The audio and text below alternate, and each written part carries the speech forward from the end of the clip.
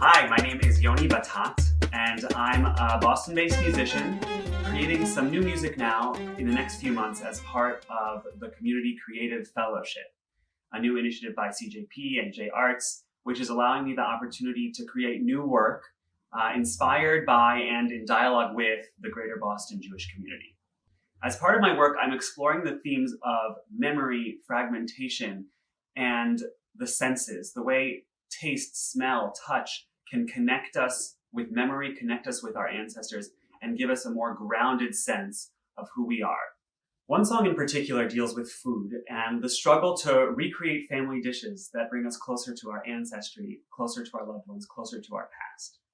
And I want to include your voices, your stories, your memories in this work by asking you to tell me your story, to send me an audio recording of your voice telling me about the dishes that you hold near and dear to your heart.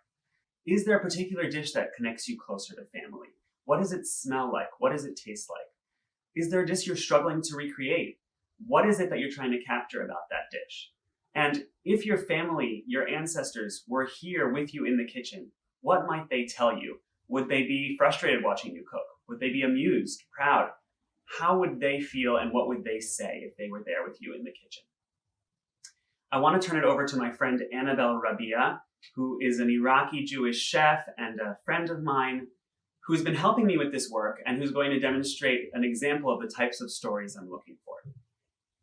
Hi everyone, my name's Annabel Rabiyah and I co-founded the Awafi Kitchen, which is a project that pays tribute to my Iraqi Jewish heritage. Growing up, there was this cookie that my dad's mother, my grandma Abdalik, as I used to call her, because, well, Abdalik is just a term of endearment that she would always say to me, and so I always heard her saying that, and so I called her Grandma Abdalik, and she would always make this special cookie. It was a kind of batba, but there's a lot of different kinds of batba.